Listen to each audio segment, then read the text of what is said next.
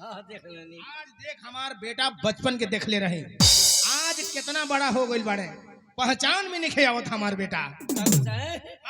हमरो नहीं के बुझात कि राउर बेटा ई हमर के इनकर बेटा रहुआ होई।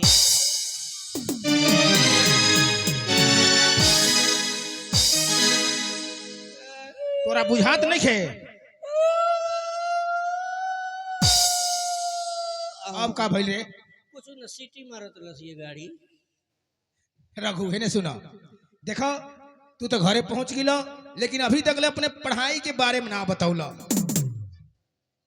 बाबूजी हम बीए में फर्स्ट डिवीजन से पास बनी बाबूजी। बिचंडिया, अरे तोरा मालूम बा?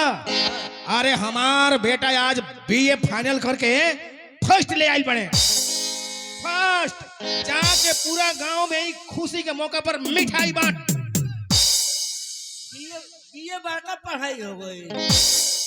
बीए बड़का पढ़ाई ना हरे रहुआ बेटा कहे कितना लोग बेटा बीए क के अब बाप के खेत बेचवा के चौक पर परचून के दुकान खोल ले।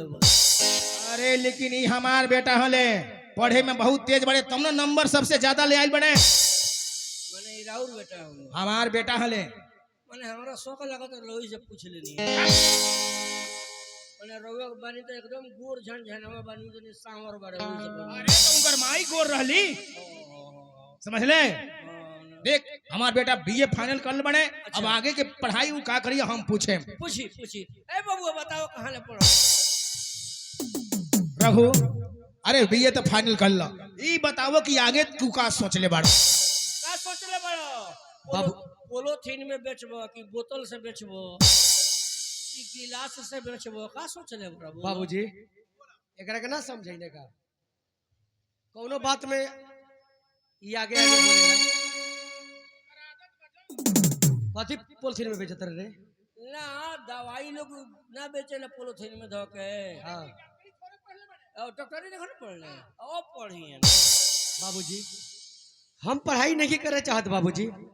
अब हम चाहते नहीं कि खेती बाड़ी करी, रवा हाथ बटाई कि रवा आराम मिलो बाबूजी। अब नया हम तकनीक से खेती बाड़ी करे चाहते हैं। देख ले एकर कहला खानदानी खून। हम है जमींदार तो हमार बेटा नौकरी करी है, अरे हमरो बेटा जमींदारी ये करी है। ऐसे भी नौकरी नेव के करे के पड़ेला। हाँ देख जमींदारी हमार बेटा एमए बीए फाइनल कर ले बने। आ कहत रे कि अब हम पढ़ाई ना करम। मन का बोला बीए के बाद कथि कइल जाला? एमए आ ओमे कहिए कइल जाला? ओमे कौन पढ़ाई हरे? माने राउर बबुआ ओमे लायक हो गइल बड़े। का ओमे लायक हो गइल बड़े? मोटरसाइकिल में बैठल रहले। हाँ तो हमारा अंदाज आवत रहे ओमे लायक हो गइल बड़े। अरे का ओमे ओमे कइले शादी ब्याह ना होई? अरे शादी ब्याह होई जब उनकर उम्र हो जाई तो हम अपने शादी ब्याह करे। अभी उम्र नहीं है भाई। अरे अभी तो 18 बरस के होते बाड़े रे बेहुता। अबे अपन बेटा का हम शादी कर दी। हमरी है जब बड़का खानदान के, जब जइए 30-35 की उम्र में तब शादी करें, समझ ले। भाई 18 बरस के बड़े तब कितना होता रे? हमरा तो 50 में कहीं 2 बरस कम। बकवास बंद कर। अरे अमीर घर के लड़का हले खैले पीले बड़े दूध से दी इतना बड़ा बॉयलर मुर्गा खानी हो गइल बड़े। का कहले? बॉयलर मुर्गा खानी हो गइल बड़े। हमार बेटा बोले वो 2 महीने में तैयार हो जाला। 1000 पे पक पक पक पक अटेटी हवा बरस तो खोने से चाहे ना करे तो भिनसारा से ई सब अखरोट बादाम किशमिश काजू खैला के देह, समझ ले। तू कसे देहरादून में खाली फल मूल खाता है? अखरोट के रोटी हमार बेटा खात रहले। हां पूछत नहीं खाली फल मूल ये खातर लो। हाँ कौन कौन फल खातर लो? कौन कौन फल होला तनी नाम बताओ। सेब खेला, हाँ अंगूर हो खेला, हाँ ये सब नाशपाती हो खेला, हाँ संतरा हो खेला, हाँ एगो केरो हो खेला। तेरा आदत नहीं हमरा खाए के, ठीक बा? न तो कहियो कफ बांध दे। तेरा हम ना खाई, ठीक बा?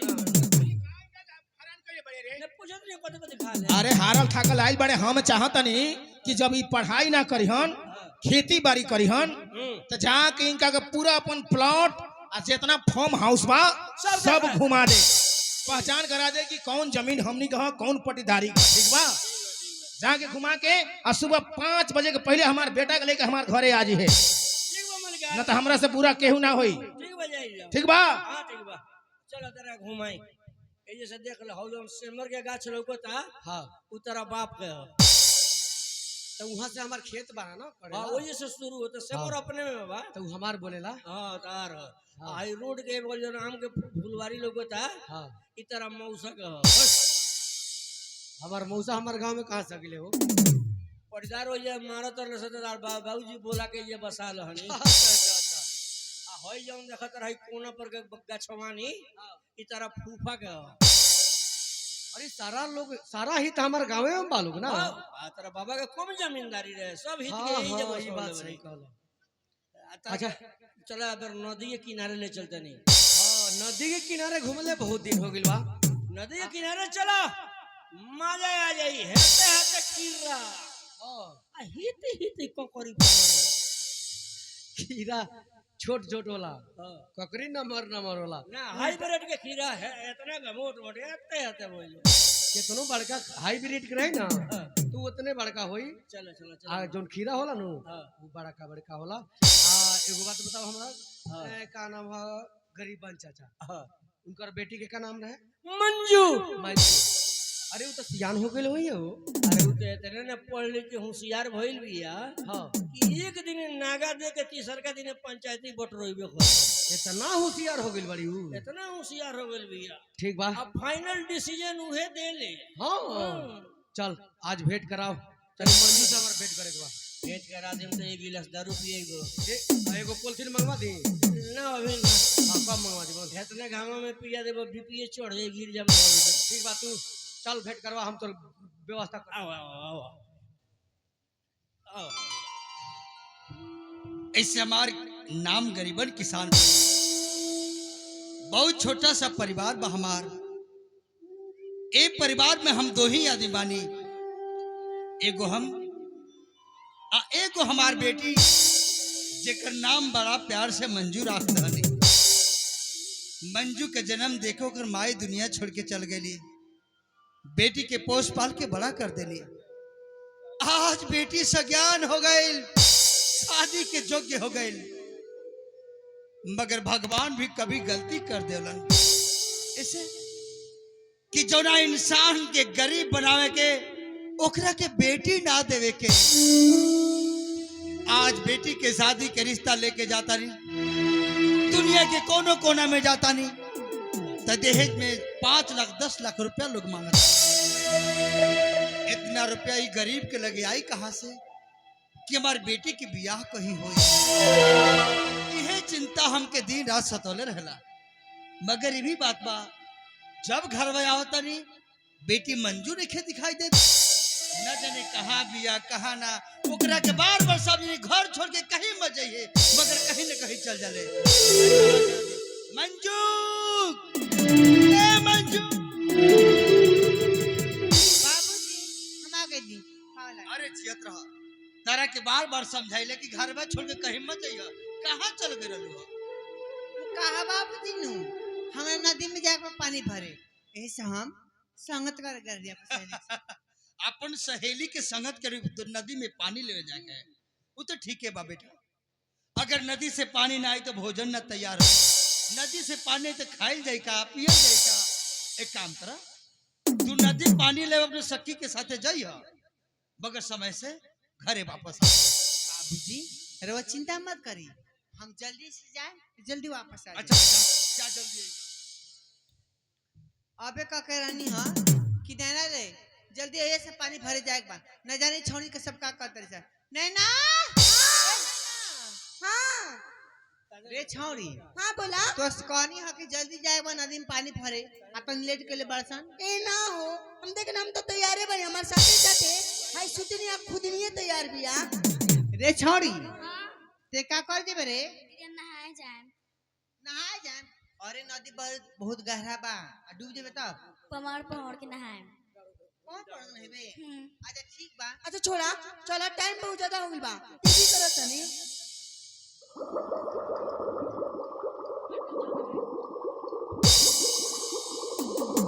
रघुविया नैना हाँ रे हम पानी भर जाते हैं ठीक बा। आज जकरे जकरे नहाए के बा वो कस कहते नहाए के कहे ठीक से नहाए के। ठीक बा रघुविया देखो नदी के किनारे लील गाय आ गई बड़ी सा सब पानी पिए सन आ फिर चढ़ जाइए सन। नैना रे नैना। हाँ देखना हम पानी भतरानी हनु गगरी हाथे से फिसल कर गगरी डूब गइल ह। अरे सुना ना तारा पावरे के लुरते जाके निकाल हमरे तेरे के लुर होता रे नैना हम तैरे नहीं खींचने समझ ले। मैं क्या पावरे के लुर तो सुना ना हेमेस के लुर होई त पूछला हमरो लुर नहीं खे तो हम का करी रे तब तोरो लूरे नहीं खे हमरो ढंगे नहीं खे तो हम का करी। तो सुना ना एक एक उपाय बा बगले के गांव में नाच होता वहाँ जाके कुछ बैठा दूर कुछ दूर हम जाके देखो तेरे घर क्यों भेटाई तू लोग से चाल करके ताक अगर ही चुआ देम ठीक बा जल्दी पड़ाई है। ठीक बा का बताइए अब हम कहाँ जाए क्यों खोजे अच्छा कुछ दूर चलते क्यों तो जरूर भेटाई। अरे मिल गए नैना से नैना क्या बात हो गई, तुमने काजल लगाई दिन में रात हो गई।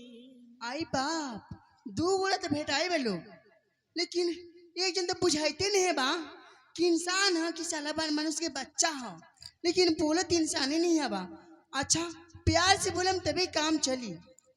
आए जी हिने सुने कहे जी रउआ हम ना सुने काहेला हम बोले तो तू सुने लू ना तेबर हम ना सुने। अब ए मामा सुन ना तेरा काम बा का कहले है मामा तहार मार के इंटा से कपार फोड़ दे। मामा का कहले है रे? हाँ तो क्या कही हो मामा जन कहिए तो का कही पीला कहिए सियार कहिए बिलार कहिए मामा जन के सर बड़ा भादा लगत है। सुने ना हमरो मामा कहे के नानू मन करला मामा कहे लेनु बड़ा फायदा लगला लेकिन सुने ना हमारे को काम कर देबे नु हाँ। तो तोहरा के दूसरी चीज कहे दूसरी चीज दांत पीस के काहे बोलत रे रे त मकई पीसत रे। अब ऐसे बात नहीं बा हां देखो ना हम गांव के मंजू के जाने ला जाने ले लेकिन आज हमें सत्याई भी अपनी नदी में पानी भरे ना जाने कैसे पानी भर ले बिया कि अपन गगरी डुबा में करे ले बिया हमने के पौरे कुलर ने के एगो तू ही मर्द बड़ा हैंडसम दिखाई देता रहा चलो चल के हिच न दा हिच ने बनो तो तारा दूसरी चीज कम चले ना ए रुक ये बताओ तोनी के नदी में पानी कितना बा बुढ़ाओ बा कि डुबाओ बा? ई का कहाँ ला हो अरे जौन के पता हो कि एक बांस गहिर बा उ डुबाओ बोलेला आ जना के कोनो पता नहीं कि पानी कितना बा उ बुढ़ाओ बोलेला। सुनो ना हमारा दोनों में से पता नहीं के लेकिन तू ही एगो मर्द दिखाई देत रही चला चलो ना हो चलो ना ना हम बुढ़ावे में ढुकी ले ना डुबावे में हम खाली उ गाँव में रही और ये होता ऐसे बोले तो हमारा दिल धक से टूट जाता। तू बताओ अगर तू नहीं बता के हिची भाई जगह बच्चे बैठल बा ठाकुर साहब के बेटा हुआ अब ठाकुर साहब के बेटा डूब जी तब ना डूबियन देहरादून से पढ़ाई कर रही बड़े हाँ देहरादून में हाँ स्विमिंग पूल से तालाब में नहिले बड़े ए के ये पौरे ले हो जब ई पानी में पड़ जाइए न हाँ तो सब बुझाई कि छोटकी भैंस हियो।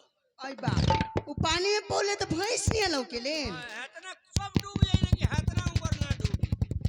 अच्छा वहाँ नहीं रहे। छोड़े ना उनका से हम कहियो बोलले ने तो केंगे बोली वो बोलिए हमारा से मंजुआ बोले ले ओकरा अच्छा कह दो बोले ठीक बा हाँ हाँ हो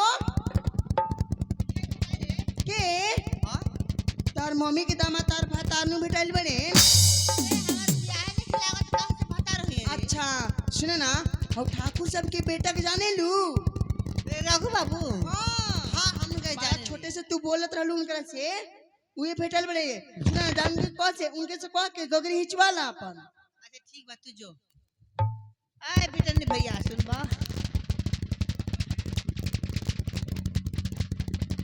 हेलो का कहले ए बेटा ने भाई सुनो ना भैया हाँ गोली मार दे भैया कह दलू तो काय हो काय भैया कहबे रे का ना कहे का ये सो राखी बनी है तो रहे कहे ना तार भैया राखी बोलिस 1:30 बजे तक खोल के 5 बजे धरा ना तो गई का हो गई राखी धरा गई नाता बदल गई राखी खोल के रख दे तो नाता बदल गई। हाँ अब तू ही बताओ भाई हमार तेरे भाई को हतिया मैंने तू ही बताओ तारा कौन सी कही डंडिया अच्छा बिजेंद्र रे हैं? सुन है ने दारू पीले बड़े का दी हम दारू पीनी आंख मोड़ यही लगत है तू अरे बोथा मिलेला आजमाना हाँ।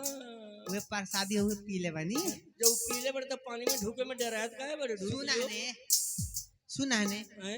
ई रघु बाबू हलन हाँ ये रघु बाबू होंगे तोर मालूम बा हाँ। हम जब छोट रहनी अच्छा ऊ छोट रहलन हाँ संगे संगे हाँ नदी में नहाय सन अच्छा अरे बगीचा में दुका छुपी के खेल खेली सन हाँ है स्कूल मानू हाँ संगे संगे पढ़ जाई सन तो यादाश्त कितना बढ़िया बा लइकाई में खेल ले भी तो ये बरले मन भरता